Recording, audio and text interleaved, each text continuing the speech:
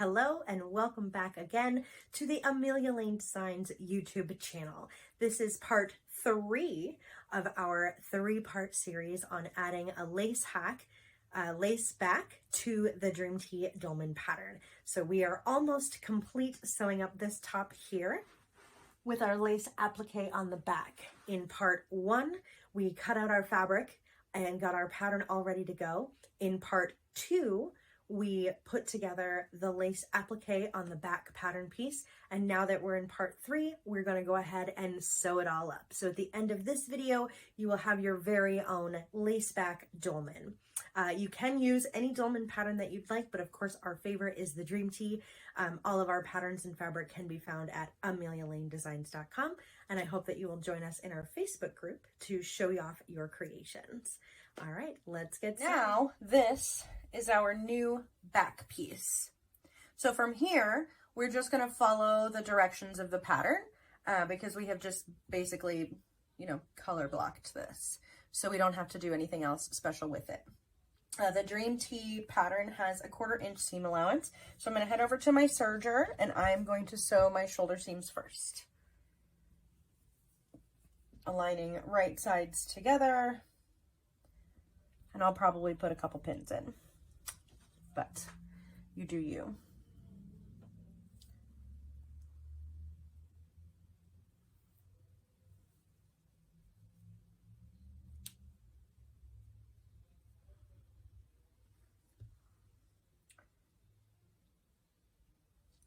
All right, I'll see you over there. Okay, so I am all set to serge.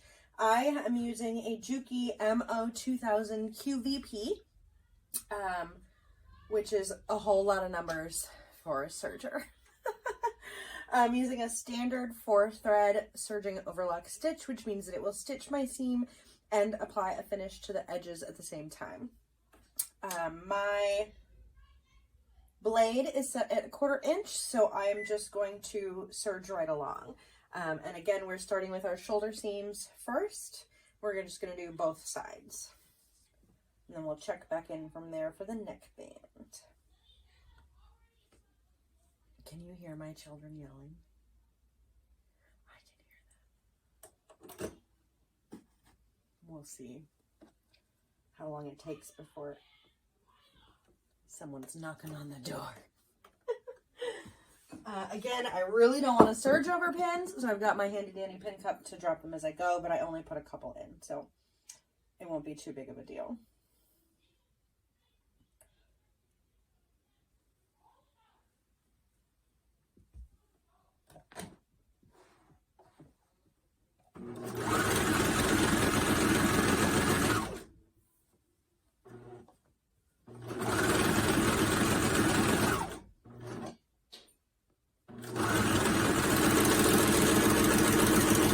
And then when you're serging, you want to make sure to leave a nice long tail from your machine so that your stitches don't come undone and it messes up the threading. Now to the other shoulder.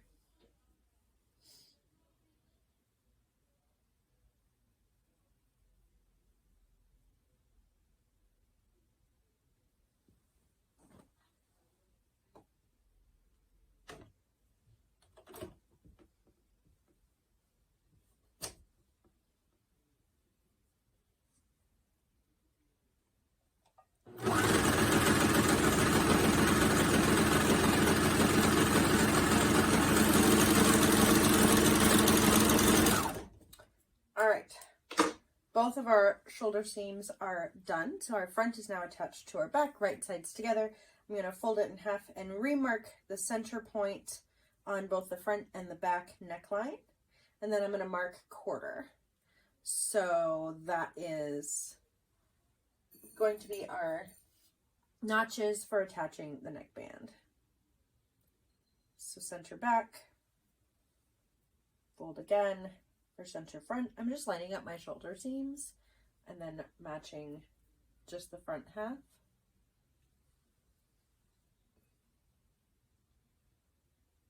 Then, in case nobody's ever told you how to 1/4 a neckband, you take the pins that you just made, right? Front pin, back pin, etc. You line them up And then from here is your shoulder seam or your quarter mark. Sometimes this will be where your shoulder seam is. A lot of times it won't be. If your neck, the front of your shirt is lower than the back of your shirt, it will not be at the shoulder seam. But so this is where my quarter mark will go, and this is where my shoulder seam goes. And then you just do the same thing on the other side. Match up your centers, pull to here, and pop a pin. Then we're going to set this aside for just a moment. And then I always shake it back out at shoulder seams so I can make sure that everything's laying nicely. Then we are going to take our neckband piece, nice and long, fold it in half this way, matching up your short edges, short edge, long edge, fold. It's right sides together. And we're just going to stitch this together also at a 1/4 inch.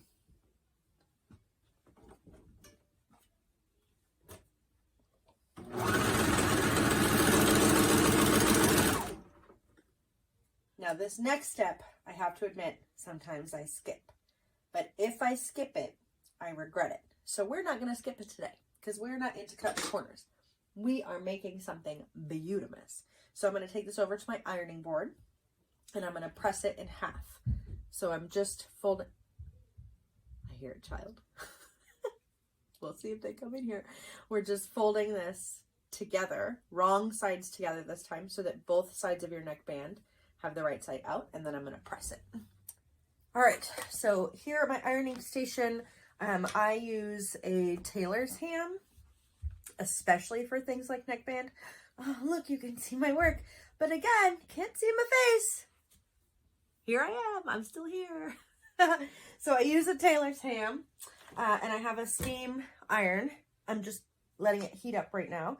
And I use the tailor's ham because I really like having that curve, because sometimes it can be hard to get things to fold the right way flat on the ironing board. So I use a tailor's ham. I got it at Joann's.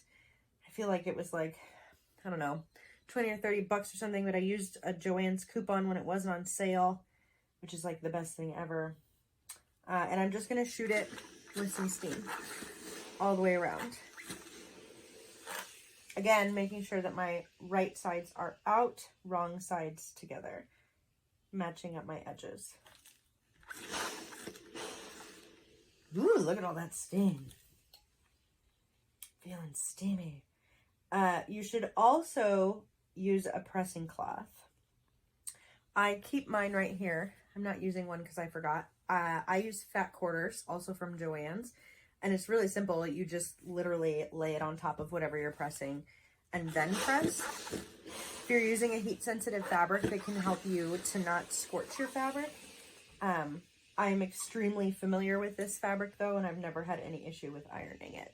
But in the sake of giving good instructions, you should use a pressing cloth when you press anything, really, but especially neckbands. Because let me tell you, there's nothing worse than discovering that you scorched this section of your neckband once you're done. That's not fun. It's not a fun realization. So now my neckband is a circle, and it's nice and flat, and it's pressed, and it's got nice crisp edge to it. So now we're going to grab our pins again, and I'm going to quarter the neckband just like we did. So starting at the back center seam, come down to the bottom. This fold is our first half. This is our center front neckband. Pop a pin in there. Then open this back up, match them together, and then do the same thing that we did on the bodice, which is then mark the corresponding folds that you get on either side. So these will be our quarter points. And then again on this side. So now you will have a big circle with 4 quarters marked. 3 of them are pins, right? Front, center, side, side. The back is marked with your seam. Then taking your bodice, you want to pin these together, right sides together. Mine is currently inside out. I have the wrong side out. So I want to make sure that the neckband goes on the inside of the fabric. Honestly, whichever way makes the most sense to you and works well with your muscle memory, you can always just turn it right side out, turn it inside out, whatever you want to do. But you want your neckband right sides together. So I always start with the center back so that I don't forget which one and I don't end up with the center seam somewhere else on my neckband where I don't want it. So I start there and then just work my way around, pinning the edges. So when I get to a point where I now have too many pins, right? Because I had a pin in the neckband and I also have a pin. I take it out. I sort of like hold this in opposite hands and then just reach this up and pin in the middle-ish. Right? Does that make sense? Pin in the middle-ish to keep your quarters nice and clean. Same thing. Here's my center front. Taking one pin out, popping it back in to both layers. Now I've got my pin that was already there, grabbing from both pins, creating some tension, pinch in the middle, pop a pin there. This is all optional. Well, the pinning at eighths is optional. I would never recommend not pinning at quarters, ever. But there are some people who like to live on the wild side. They pull and pray. They pull it tight and pray that their quarters are matched up, and it's just crazy. And that's not my jam. I am an eighth pinner.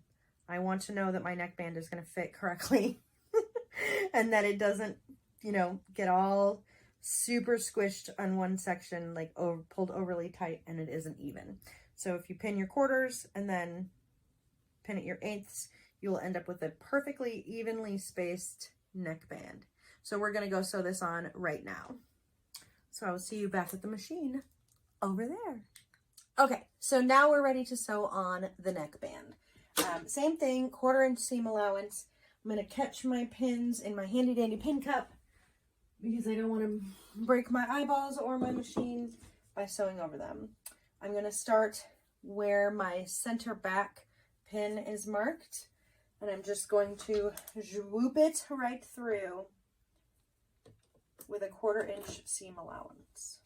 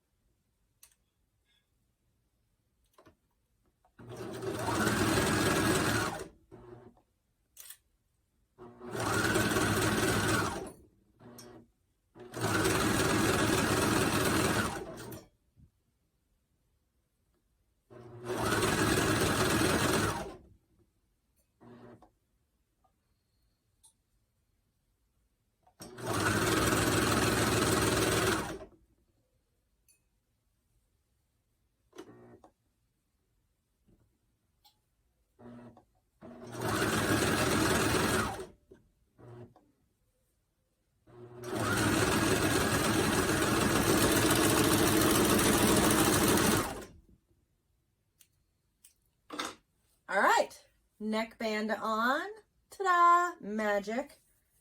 Now we're gonna sew the side seams. So we're gonna start with one sleeve, make sure that we're matching up the front and the back at that end corner nicely.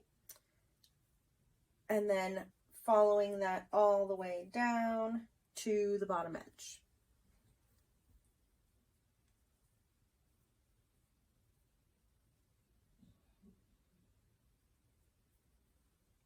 Like so. And then we're just gonna swoop-de that too.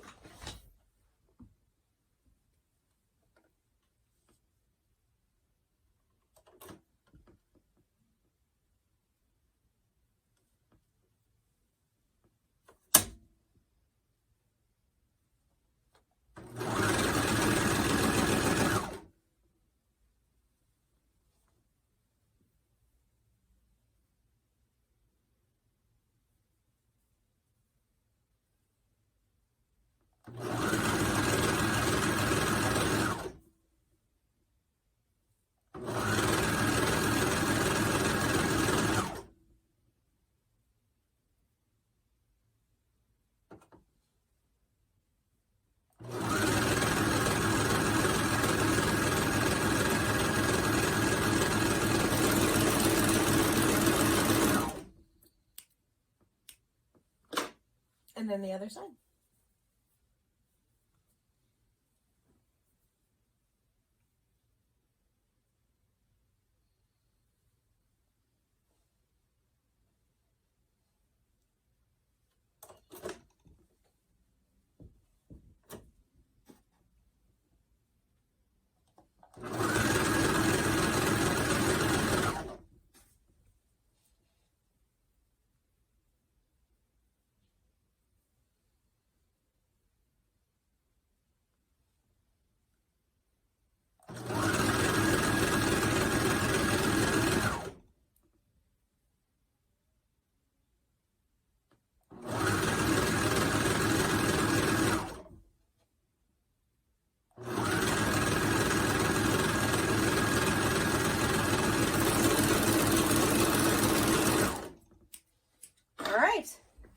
And we have now constructed our dolman tee. The last two steps are going to be to hem the sleeves and hem the bottom. And then if you so desire, you can top stitch your neckline as well. I'm not going to do that though because I'm lazy. But it's done. It's now a t-shirt. So we're going to go back to the ironing board so that we can press our hems, because again, you can skip that, but it will be better if you don't. So today, we're going to do it better if we don't, except for top stitching the neckband because I'm lazy. So I will see you over there at the ironing station in a moment. All right, back at the ironing station. Still can't see my face. We're doing what we can. Okay, so I have a new tool out. This is called a sleeve board. The intention is to press sleeves on like dress pants. You press your sleeves on your dress pants all the time, don't you? Don't lie, I know you do. Press the sleeves on dress shirts. You can slide the shirt over here and press all the way around to get all the wrinkle out. That's not how we're going to use it though. I like to use a sleeve board for when I am pressing memory hems on tees. I put it on sideways and then I can fold up the edges and keep it consistent and keep an even amount of pressure all the way around my hem. Can you see that? Yes. Okay. Anyway, the Dream Tee does have a slight curved hem, so it's even more important that you're pressing appropriately and prior to hemming so that you don't end up getting it sideways somewhere. It's a 1/2 inch hem that you would stitch up, press up, fold up, whatever, 1/2 inch. I should probably be getting a hem gauge, but I'm not going to because I'm lazy. So we're just going to press 1/2 inch up all the way around. I'm starting at a side seam because I know that if I choose not to do that, my side seam will not end up where it's supposed to be because of the nature of the curved hem. So I highly suggest starting at a side seam and then working your way around. And then just shooting with a little bit of steam. Again, if you're not familiar with your fabric, if you're using fabric that's heat sensitive, we do not want to scorch. So use a pressing cloth. And then we'll just rotate all the way around to this other side seam. And again, 1/2 inch hem allowance. If it will stay there. This is why we press, because if it won't stay here on the pressing board, how is it going to stay under our machines? It won't.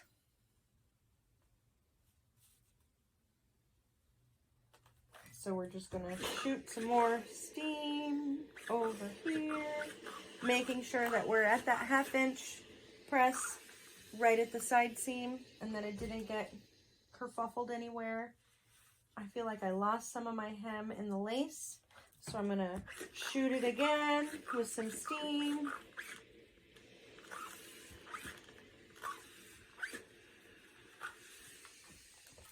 And then slide it down. And eventually we will meet back to where we started at the other side seam. But I'm not quite there just yet.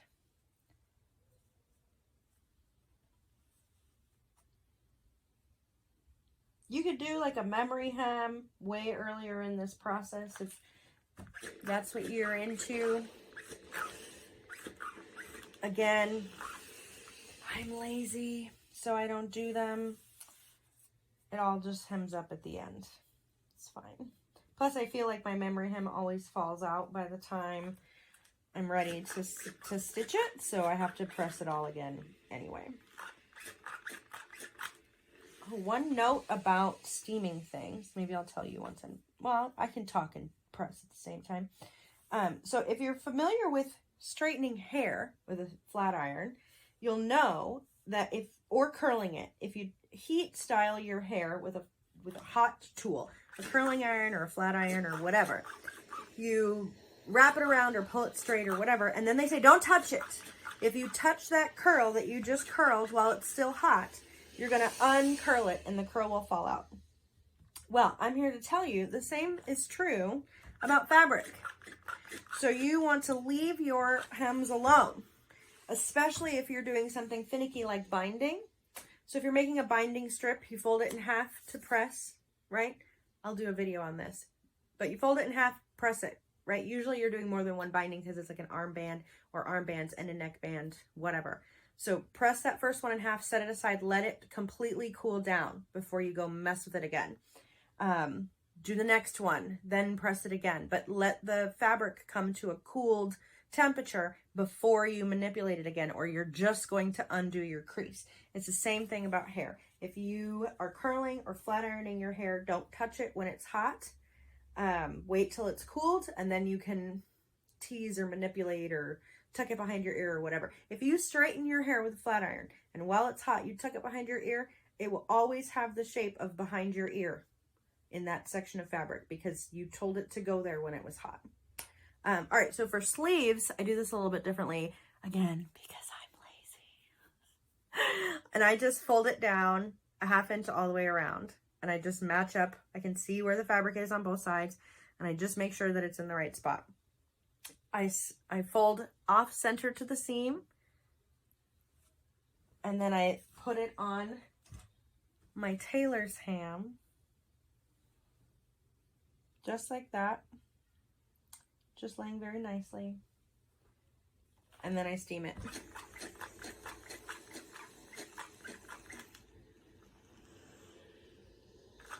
And that is it. And it's done. And then I'll do the same on the other side. But again, if you can't judge just by touch about what a ½ inch seam is, use a seam allowance. Grab a ruler. Quilting rulers work great for that. I have a metal tool. It's called a hem gauge. Shocker. It also came from Joann's.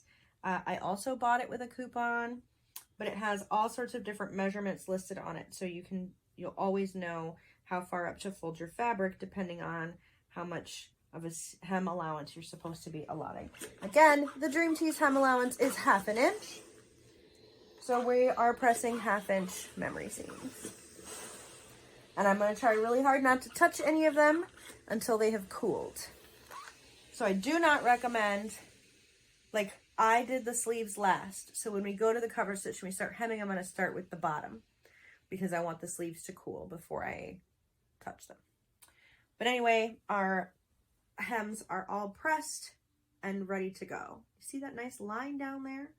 It's going to be amazing. So I will see you at the cover stitch. All right, so last step, we're almost done. We just need to hem the sleeves and the bottom, and we are good to go. So I, again, pressed up ½ inch. I'm gonna sew about 3/8 inch away from the edge to make sure that I'm catching the bottom and not missing the bottom of that hem, especially because I am using a 2-needle setup in my cover stitch. This is a Brother 2340 CV. It's fine. It works. I'm not going to start at center back, which is where I would normally start because my center back is the lace, but I am going to start about 4 or 5 inches just past that, but still on the back of the shirt. I'm lining up, raising my needles to fit fabric under there, lining up at about a 3/8 inch distance from main needles to the hem, and I'm just gonna swoop it all the way around, and we're gonna begin. So here we go. Oh, and I'm not pinning. Can you guess why? It's because I'm lazy.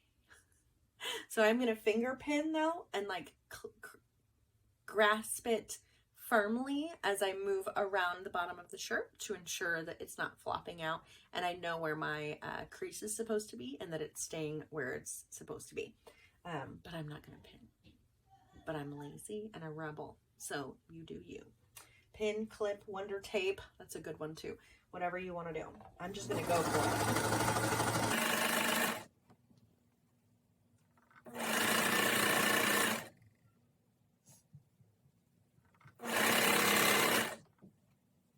I'm being very careful, there we go, at the side seam where the highest point of the curve is, to make sure that I'm not losing the integrity of my pressed seam. Hem to hem, not a seam.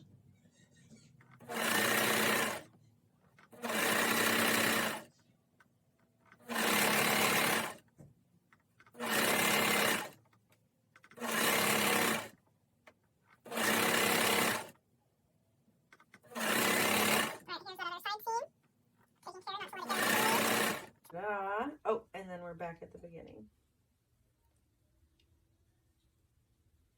Just pulling my needle threads from the front of the shirt back to the back of the shirt so that I can catch them when I overlap my hem.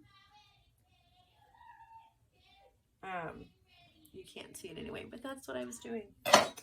So now my thread is to the back instead of coming through to the front.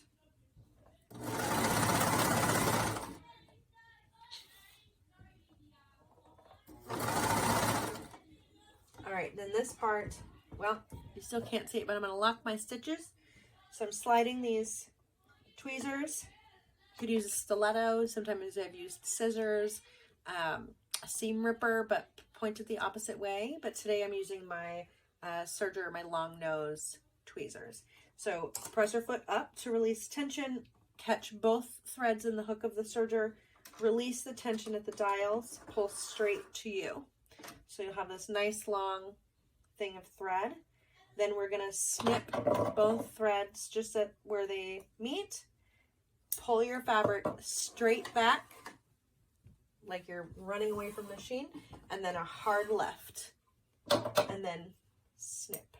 And then that pulls your bobbin through and locks the stitches on the back so they don't come undone. That's how it works on my machine.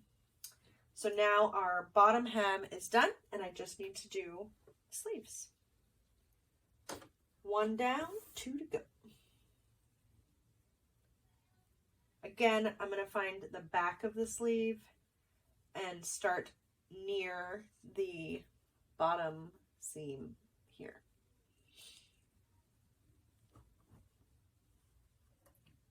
To hide that overlap.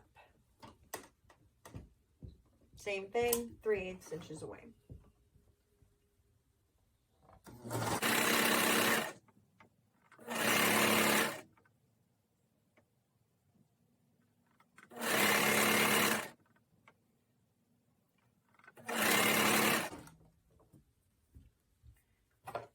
Back to where I started, pulling my needle threads through so they are at the back of my fabric.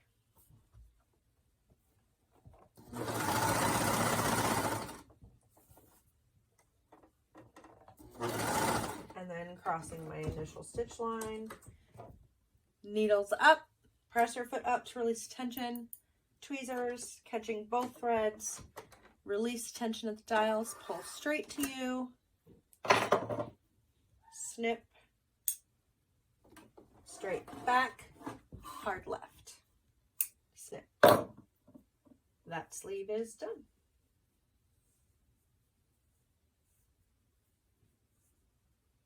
Last one.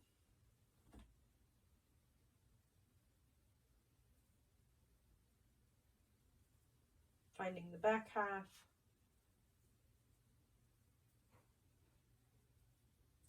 Starting near the bottom seam on the back.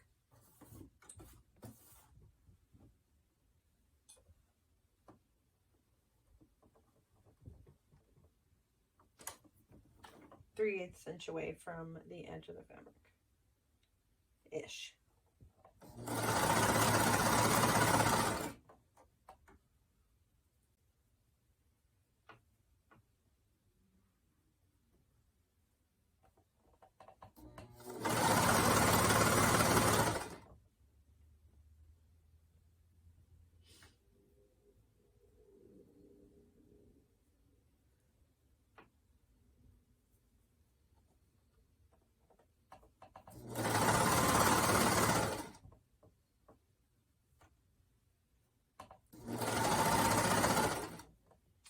And then we're back to the front.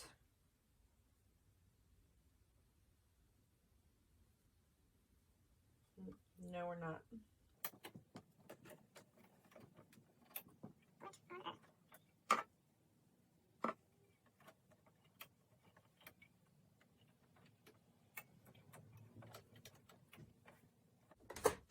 Oh! I ran out of woolly nylon.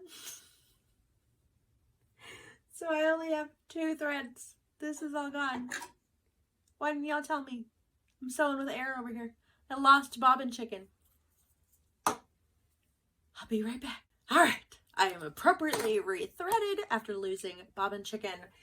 You will see I now have purple thread in my looper, and it's all going to be fine. It's fine. It's all fine. So here we go again. Just going to trim up my leftover tails from before and start on over.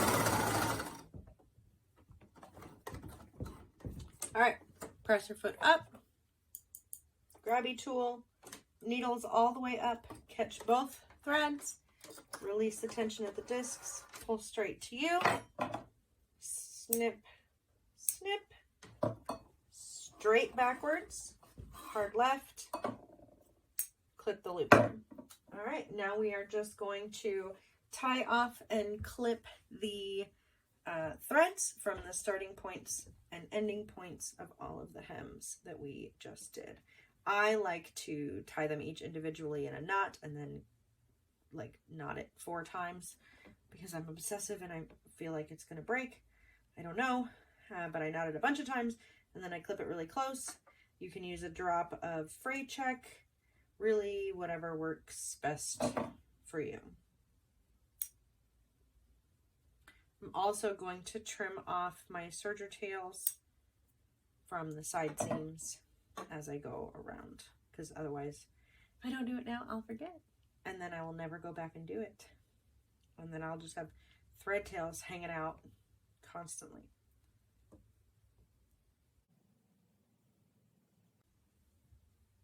I'm just checking to make sure that nothing is funky all around my bottom hem, because that's a much bigger space. It's harder to see everything all at once, but I'm just sort of checking to make sure I didn't miss anything or there's not like a weird spot that I want to do something with, and magically there's not. So ta-da, we are finished. So you now have a custom dolman with a lace applique in the back.